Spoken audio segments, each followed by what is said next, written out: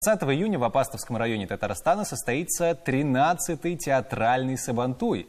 В этом году на традиционный праздник съедутся артисты и сотрудники из государственных театров республики. Организаторами мероприятия являются Татарский государственный театр драмы и комедии имени Карима Тинчурина и администрация Апастовского муниципального района под руководством Министерства культуры Республики Татарстан и при поддержке президента республики.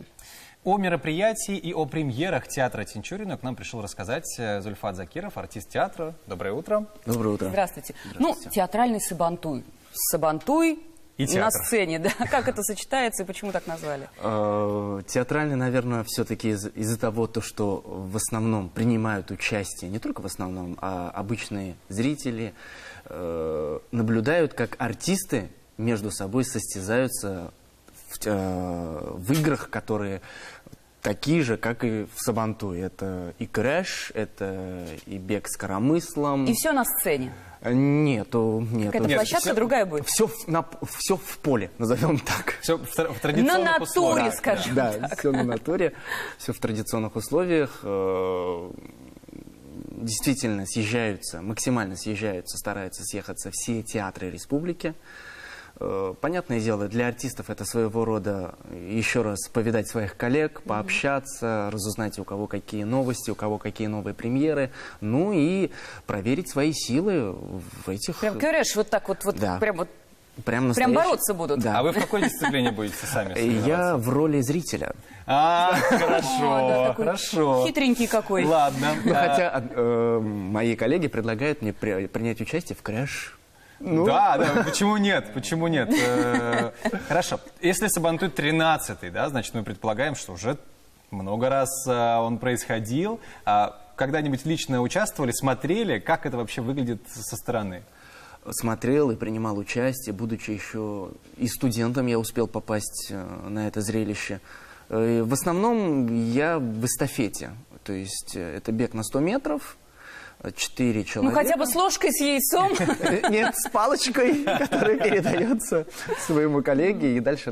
И даже занимали призовые места. Также в танцевальном марафоне принимал участие. Ну, в принципе, это зрелищное мероприятие именно для зрителей. Слушайте, но это же дополнительная возможность зрителям увидеть своих кумиров в новой роли. Да, в неформальной пообщаться, обстановке. может быть, да? Есть вот этот момент общения со зрителями, которые говорят, ну вот он, наконец-то, это еще и в мешке пришел, отлично. Конечно, обычные зрители могут и пофотографироваться, и пообщаться, и... Просто... А участие принимать они могут в этих тоже соревнованиях? Или только исключительно здесь как театральная сцена, скажем так? Исключительно артисты. Артисты, работники театра.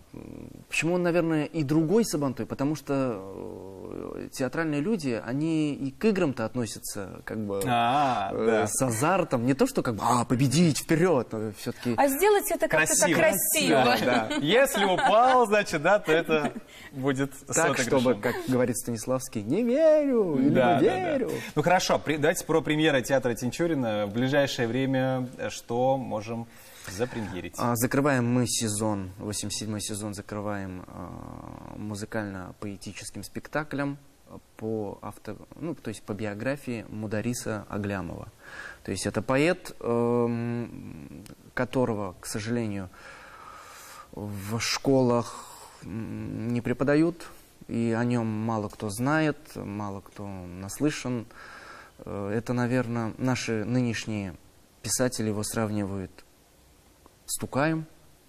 Тукай своего рода, в 2006 году его не стало. Очень комичный и в тот же момент трагичный человек. Ознакомившись к своему стыду, не побоюсь этого слова, тоже я...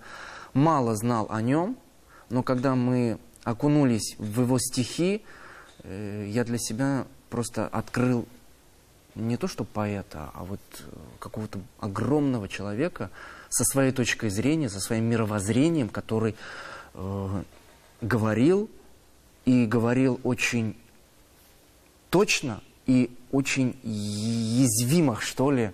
Как-то даже писатели, которые вот нынешние живущие, говорят, когда съезд был, кто-то там сидел и говорил, вот, физкультурой тут я занялся, ох, ох. И он мог ответить, ну да, ты проживешь дольше, чем твои стихи.